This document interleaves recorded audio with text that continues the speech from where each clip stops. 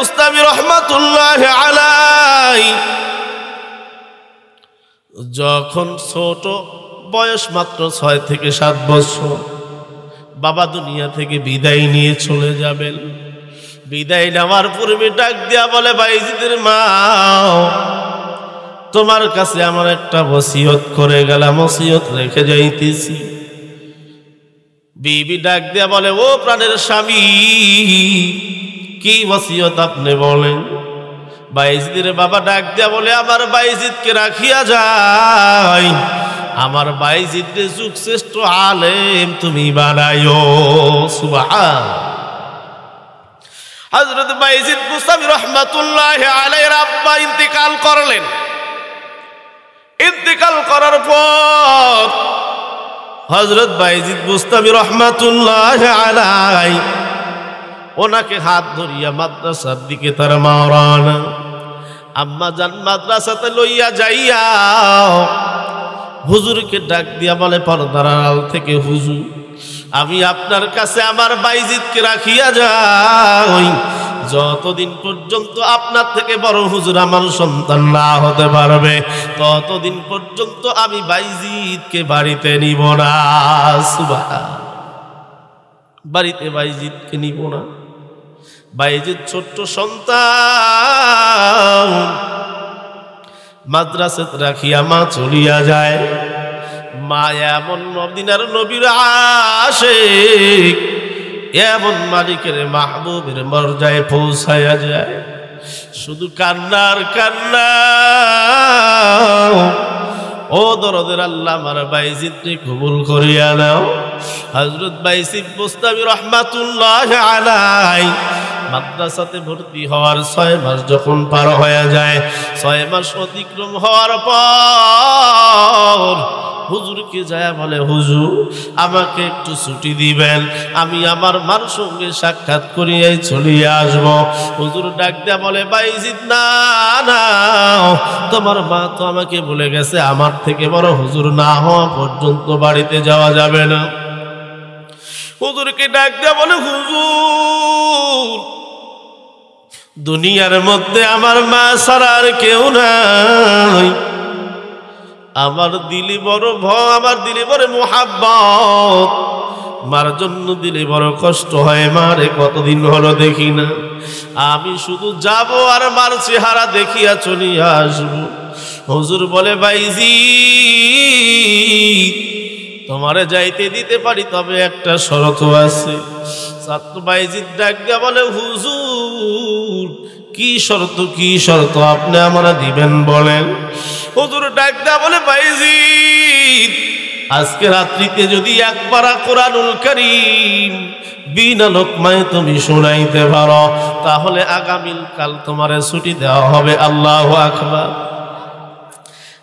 এক পারা কোরআন যদি তুমি শুনাইতে পারো বিনা লোকমায়, কোনো লোকমা লাগবে না, আমি তোমাকে কালকে তোমার মার সঙ্গে সাক্ষাতের ছুটি দিব।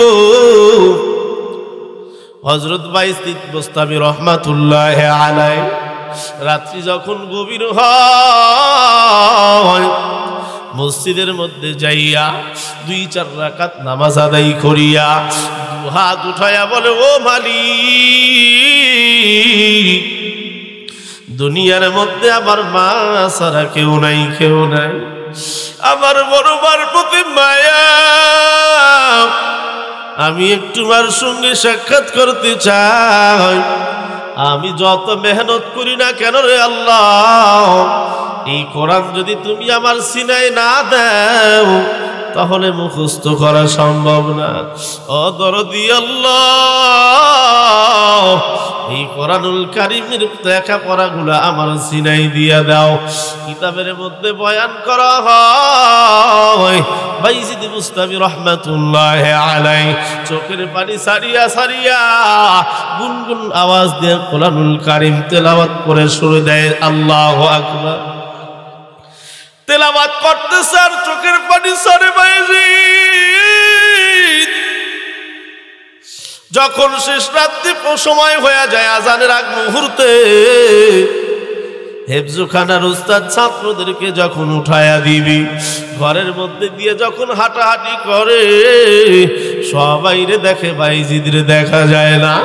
মসজিদের দিকে তাকায়া দেখে গুনগুন আওয়াজ, নিকটে আগায়া দেখে চোখের পানি সারে আর কোরআন তিলাওয়াত করে। সুবহানাল্লাহ। চোখের পানি সারে আর কোরআন তেলাওয়াত করে।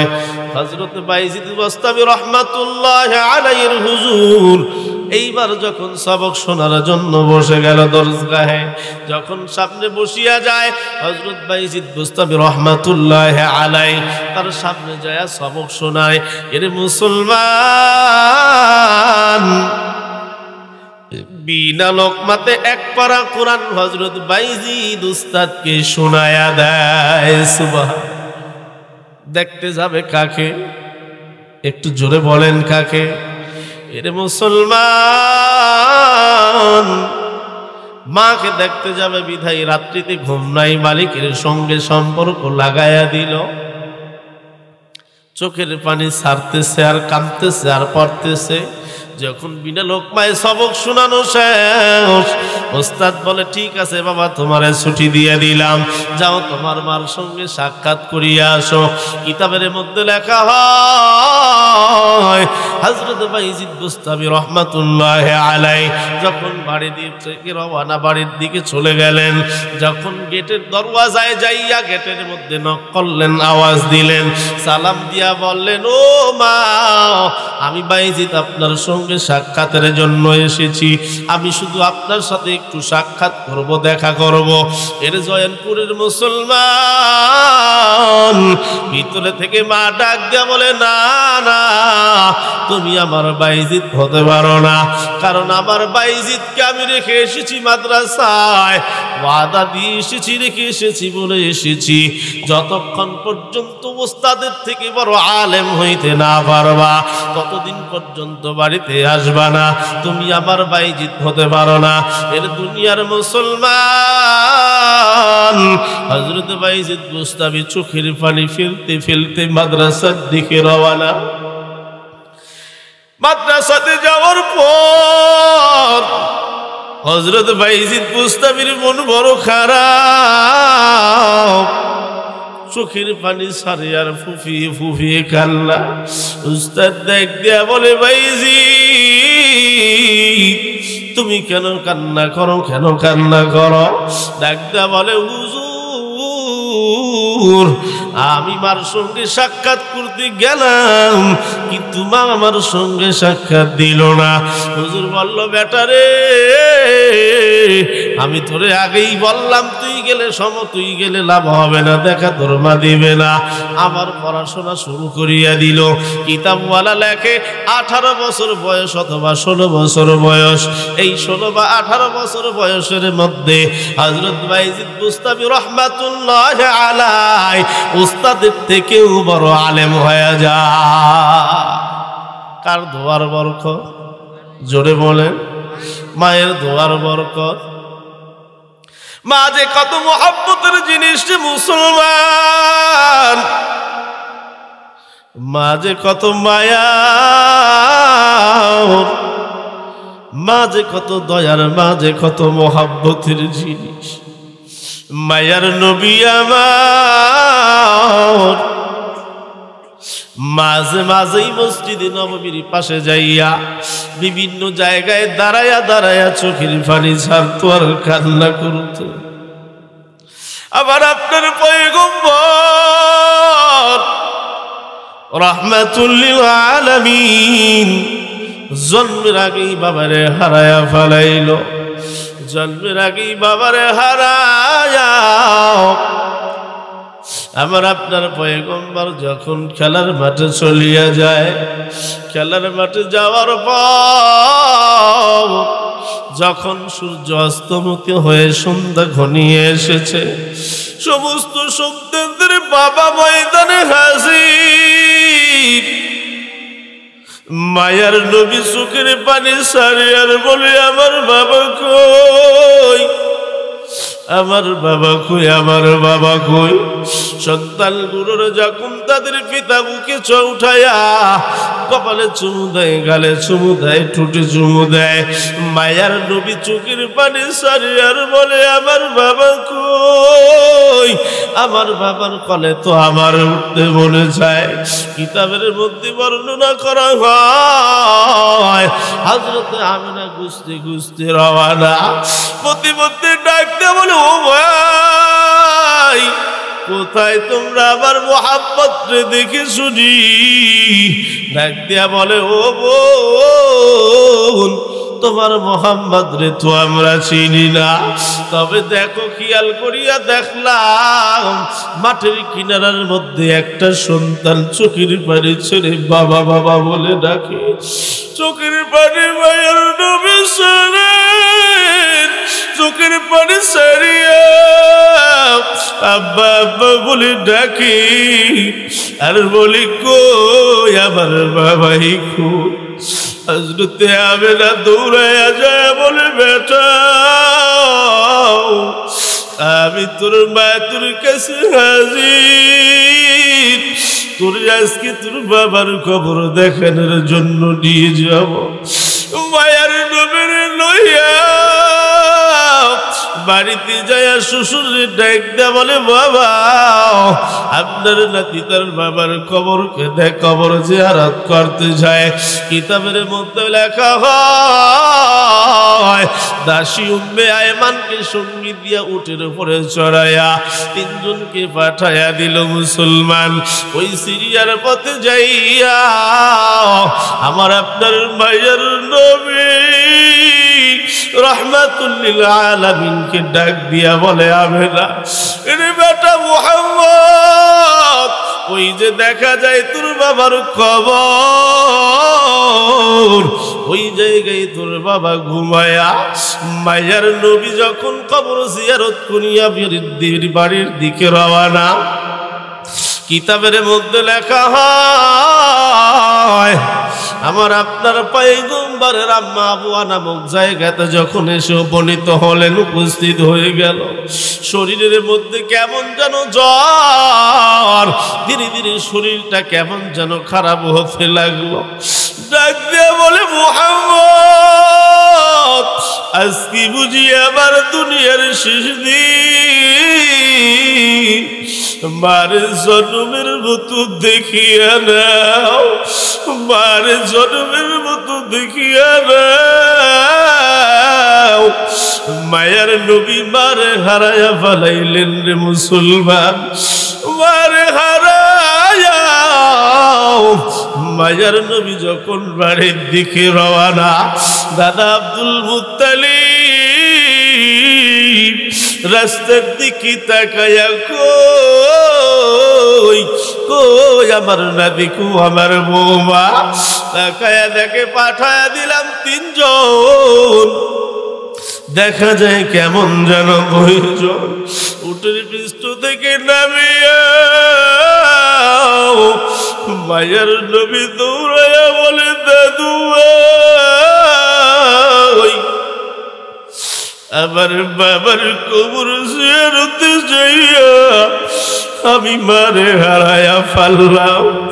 এরে আমার জয়নপুরের মুসলমান যুবক ভাই, মা যে কত মোহাব্বতের জিনিস, আমার আপনার মালিক আল্লাহ রাব্বুল আলামিন সূরাতুল লুকমানের 14 নম্বর আয়াতের মধ্যে বললেন ওয়াসাইনাল ইনসানু বিওয়ালিদাইহি হামালাতুহু উম্মুহু ওয়াহনান আলা ওয়াহনিহি ওয়া ফিসাল।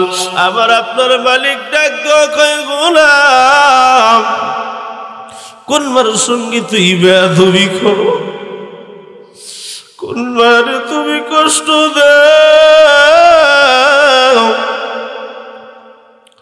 যেই মার শরীরের মধ্যে একদিন নয় 2 দিন নয় দীর্ঘ 9 থেকে 10 মাস মায়ের গর্ভে থাকলি, মার শরীরের মধ্যে তুই বাসস্থান, এক কাতে যখন ফিরাইয়া ঘুমায় তুই কলিজার মধ্যে লাথি মেরে দিলি, মা ঘুমাইতে পারে না, অন্য পার্শ্বে কাজ যখন ফিরাইয়া শুয়ে পড়লো আবার কলিজাতে আঘাত করে দিলি। শুধু কি তাই না, তুমি আমি যখন দুনিয়াতে আগমন করলাম রে মুসলমান, এর যুবক ভাই, তুমি আমি যখন দুনিয়াতে আগমন করলাম, আগমনের সময় কলিজার মধ্যে এত জোরে একটা লাথি মেরে দিলাম, তুমি আমি দুনিয়ার মুখ দেখলাম, মারহুস নাই, বেহুশ অবস্থায় বা জমিনে পড়ে যায়। ওরে দুনিয়ার মুসলমান, আমার আপনার মা বেহুশ অবস্থায় জমিনে কাতরায়, তোমারে আমারে সুন্দর করিয়া, তোমার আমার খালা নানি সুন্দর করিয়া পরিষ্কার করিয়া মার বুকের কাছে যখন লয়া ধরলো, তোমার আবান জবান দিয়ে একটা শব্দ বের হলো, ওয়া ওয়া শব্দ। এই শব্দটা যখন মায়ের কানে পৌঁছায়া যায়, সঙ্গে সঙ্গে মা জ্ঞান ফিরিয়া পাইল। জ্ঞান ফিরিয়া পাওয়ার পর একবার তোমার গালে চুমু দেয়, ঠোঁটে চুমু দেয়, বুকে জড়াইয়া নেয়। কত কষ্ট মারে দিয়া দুনিয়ার মুখ দেখলা, আজকে ওই মারে কেমনে কষ্ট দেও, ওই মারে কেমনে আঘাত করো, ওই মারে যদি আঘাত করো জান্নাত হারাম হয়ে যাবে। আমার আপনার নবী, মায়ার নবী রাহমাতুল আলামিন ডাক দিয়া বলেন, ও মা জান্নাতুকা ওয়া নারুকা, তোমার মায়ের পায়ের নিচে তোমার জান্নাত, তোমার জাহান্নাম। এর দুনিয়ার মুসলমান, যাদের মা দুনিয়ায় নাই, একটু চোখের পানি ছাড়িয়া দিয়া মালিকের কাছে দোয়া করবি, তুই চোখের পানি ছাড়তে দেরি, মালিক তোমার কবর আযাব বন্ধ করে দিতে দেরি করবে না। ও আমার প্রাণের মা, মা গো মা, কোথায় গেলে আমায় ছাড়িয়া, জনম দুঃখী এতিম আমি, চাই না কেহ ফিরিয়া। মা যে কত মোহাব্বত করে, ভালোবাসে, যার মা নাই সে বুঝে, যার মা নাই তার মতো এতিম ভাবে কেউ নাই। এর দুনিয়ার মুসলমান, যার ভিতরে নফসে মুতমাইন্না আছে, সে কখনো মাকে কষ্ট দিতে পারে, আওয়াজ দেয় না, কষ্ট দেওয়া সম্ভব। যার ভিতরে নফসে মুতমাইন্না আছে, সে কখনো মাকে কষ্ট দিতে পারবে না। আর যার ভিতরে নফসে আম্মারা, ওই গোলামের ফুত তার বইয়ের কথা শুনে বারে বারে বাবারে বাহির করিয়া দিবি ঘর থেকে। কথা বলেন ঠিক কিনা? যে নফসে আম্মারার সঙ্গে যুদ্ধ জিহাদ করতে পারে নাই, ওই গোলাম কখনো মাকে কষ্ট না দিয়া পারবে না, মারে আঘাত করবেই করবে। এটা দুনিয়ার মুসলমান। বাংলাদেশে কত ঘটনাই না কত জায়গায় ঘটলো, কত কষ্ট করিয়া লেখাপড়া শিখাইয়া বেটারে সরকারি চাকরি দিয়ে দিল, সন্তান বড় সরকারি চাকরিজীবী, কোটি কোটি টাকা তার হয়ে গেল। গ্রাম থেকে বাবা যদি শহরে যায় আর পরিচয় দিতে চায় না। কথা বলেন ঠিক কিনা? কি বলবো, দূরে যাওয়ার দরকার নাই। সিরাজগঞ্জ কাজীপুরে বৃদ্ধাশ্রম হয়েছে না হয় নাই? জোরে বলেন। কেন করা লাগলো? কারণটা কি? আসতে যাইতে রাস্তার মধ্যে পথে ঘাটে কত মহিলা কত মা হাত বাড়ায়া বলে, বাবা খাবো কিছু দাও। তাদের গর্ভে কি সন্তান নাই? এর দুনিয়ার মুসলমান, কোন মারে তুমি বাড়ি থেকে বের করে দিলা? কোন মারে তুমি ঘর থেকে বাহির করিয়া দিলা? যেই মা অন্যের বাড়িতে কাজ করতে যাওয়ার পরে কাজ শেষে তারে সুন্দর খাবার দিত, ওই খাবার নিজে না খাইয়া তোমার আবার জন্য ওই যে কাপড়ের আসল বলে না, আসলের মধ্যে বাইন্ধা লইয়া এসা দিত, ও আমার সন্তান আয় তোর জন্য সুন্দর খাবার এনেছি। এমন একটা সময় ছিল যুবক, বিদ্যুতের ব্যবস্থা ছিল না, ফ্রিজও ছিল না, মা বাবার কত ইচ্ছা হইতো একটা মাছ একটু আমি খাইব, কিন্তু সম্ভব ছিল না। এমন একটা সময় ছিল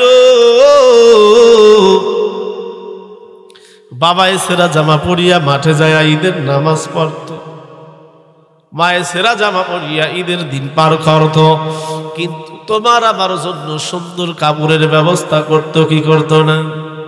এর দুনিয়ার মানুষ কেন ভুলিয়া যাও? যেই মার কারণে তুই দুনিয়া দেখলি, যেই মা খারাপ খায়া তোরে ভালো খাওয়াইলো, এমন দিন গেছে মা না খাইয়া সন্তান রে খাওয়াইলো, এত মোহাব্বত করিয়া তোরে সুন্দর করিয়া লালন পালন করলো। এক পার্শ্বে পেশাব করলি অনেক অন্য পার্শ্বে শোয়া দিল, অন্য পার্শ্বে পেশাব করলি বুকের উপরে রেখে দিল। এরে মুসলমান, ওই মার সঙ্গে কেমন বেয়াদবি করো, কেমনে মাকে কষ্ট দাও, কেমনে কষ্ট দাও। ওই মাকে যদি কষ্ট দাও, ওই বাবারে যদি কষ্ট দাও, তাহলে তোমার আবার ঠিকানা হবে জাহান। কয় না? জোরে বলেন কি নাম? জাহান্নাম হবে। কারণ রাসূল বলেন হুমা জান্নাতুকা ওয়া নারুকা, মা বাবার পায়ে, মা বাবাই তোমার জন্য জান্নাত, মা বাবাই তোমার জন্য জাহান্নাম। এর দুনিয়ার মুসলমান আলোচনা কিন্তু ছিল কুল ইয়া ইবাদিয়াল্লাযীনা আসরাফু আলা আনফুসিহিম লা তাকনাতু মির রাহমাতিল্লাহ ইন্নাল্লাহা ইয়াগফিরুয যুনুবা জামিআ ইন্নাহু হুয়াল গফুরুর রহিম। আল্লাহ। এর গোলাম গুনাহ করতে করতে পাহাড় পরিমাণ করবে, সমস্যা নাই, আমার একটা রহমতের থেকে বেশি গুনাহ তো তুমি করো নাই। আসো, ব্যাক চলে আসো, তওবা করো, আমি মালিকের কাছে ক্ষমা চাও। আমার কাছে ক্ষমা চাইতে দেরি, আমি আল্লাহ তোর জীবনের গুনাহ মাফ করতে দেরি হবে না। বনি ইসরায়েলের যুবক রাস্তা দিয়ে রওনা, মসজিদে নববীতে নবীজির সঙ্গে সাক্ষাৎ করবে, চিৎকার করিয়া কান্না, ফুফি ফুফি কান্না করতেছে, চোখের পানি ঝরতেছে। হযরত ওমর রাদিয়াল্লাহু তাআলা আনহুর সঙ্গে সাক্ষাৎ। হযরত ওমর রাদিয়াল্লাহু তাআলা আনহু ডাক দিয়ে বলে, ও পথিক, তুমি কেন চোখের পানি ছাড়ো? কারণটা কি আমি জানতে পারি? ডাক দিয়া বলে, ওমর ভাই, তোমার কাছে আমার সমস্যার কথা বলা যাবে না। কাকে বলতে চাও? বলে মায়ার নবীকে আমার সমস্যার কথা বলবো। ওমর রাদিয়াল্লাহু তাআলা আনহু এমন কঠোর মানুষ, সেই মানুষটা ওই বনি ইসরাইলের যুবকের কান্না দেখে সেও কান্না করে দিয়েছে, চোখের পানি ছেড়ে ফুপিয়ে ফুপি কান্না। কাঁদতে কাঁদতে দুইজনের রাসূলের সঙ্গে সাক্ষাৎ করার জন্য মসজিদে নববীতে রওনা। মসজিদে নববীর মধ্যে যখন ঢুকিয়া যায়, আসসালাতু আসসালামু আলাইকা ইয়া রাসূলুল্লাহ, আসসালাতু আসসালামু আলাইকা ইয়া হাবিবাল্লাহ, ইয়া রাসূলুল্লাহ, ইয়া হাবিবাল্লাহ। আমার এই যুবক ভাই আপনার সঙ্গে কি যেন কথা বলার জন্য আসে। আবার আপনার নবী, মায়ার নবী, দয়ার নবী ডাক দেয়া বলে, কি কথা বলবা বলো। এইবার যুবক ডাক দেয়া কয়, ইয়া রাসূলুল্লাহ, আমি তো বড় গুনাহগার, বড় গুনাহ করে ফেলেছি, আমার মালিক বুঝি আমারে ক্ষমা করবে না। মায়ার নবী ডাক দেয়া বললেন, যুবক কি গুনাহ করছো বলো। ডাক দেয়া বলে, ও মায়ার নবী, আমি যে গুনাহ করছি গুনার পরিমাণ হয়তো আসমান পর্যন্ত হয়ে গেছে। ডাক দেয়া বলে, কি এমন বড় গুনাহ করলা বলো। ডাক দেয়া বলে, মায়ার নবী, শুধু আসমানই নয়, আসমানই নয়, 7 আসমান জমিন পরিমাণ পর্যন্ত আমার গুনাহ হয়ে গেছে। মায়ার নবী ডাক দেয়া বলে, যুবক, তুমি তো আমার মালিকের রহমতের থেকে বেশি গুনাহ করতে পারো নাই। কি গুনাহ করছো বলো বলো। যুবক ডাক দেয়া বলে, ইয়া রাসূলুল্লাহ, ইয়া হাবিবাল্লাহ, আমি পেশায় একজন চোর। আমি প্রতিনিয়ত এই মদিনার এই কবরস্থান থেকে প্রতিনিয়ত প্রত্যেক দিন যখন মানুষকে জানাজা করিয়া আপনি কবরস্থ করিয়া রাখিয়া আসেন, রাখিয়া আসার পর রাত্রিবেলায় আমি যাইয়া কবর খনন করিয়া কাফনটা বাহির করিয়া লয়ে আসি, পরিষ্কার করিয়া পরের দিন সকালে কাপড়টা বিক্রি করিয়া দেই। এইভাবেই আমার দিন যায় রোজগার করে সন্তানদের আহার যোগাই। মায়ার নবী ডাক দিয়া বললেন, তারপরে কি ঘটনা। ডাক দিয়া বনি ইসরাইলের যুবক বলে, ও পয়গম্বর, আমি প্রতিদিনের মতো গতকালকেও কবরস্থানে চলিয়া গেলাম। যাওয়ার পর গতকালকে যে একজন নারীকে আপনি দাফন করিয়া আসলেন, ওই নারীর কবরের মধ্যে ঢুকিয়া যখন তার শরীর থেকে কাফনটা খসায়া নিলাম, খসায়া আনার সময় আমার নফস শয়তান আমার কেমন যেন ধোকায় ফালাইয়া দিল। ও মায়ের নবী, আমি নফসের ধোকায় পড়িয়া আমি ওই মহিলার সঙ্গে জিনা করিয়া ফালাইছি। জিনা করিয়া যখন চলে আসব,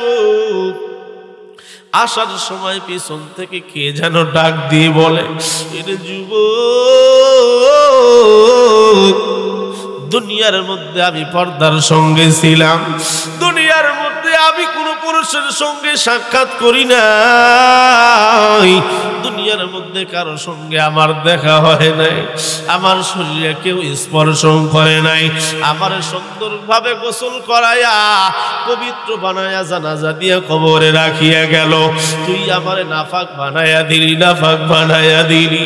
ইয়া রাসূলুল্লাহ, ইয়া হাবিবাল্লাহ, হুজুর, আমি ওমরকে বলি নাই। কেন বলি নাই জানেন? হযরত ওমর বড় রাগী। ওমরকে যদি বলতাম আমার গর্দান থেকে মাথা আলাদা হয়ে যাইতো। আপনি মায়ার নবী, আপনি রহমতের নবী, বরকতের নবী, আমি আপনার কাছে এসে বলি, গো নবী, আমার আপনার পয়গম্বর রহমাতুল লিল আলামিন শুনিয়া বলে, এ নাফরমান আমার দরবার থেকে বাইরে হইয়া যা। বনি ইসরাইলের যুবক চোখের পানি সারে আর কান্না। মায়ার নবী আমারে ফিরাইয়া দেয়, তাহলে আমি কোথায় গিয়ে উঠবো, কোথায় যাব, কার কাছে যাব?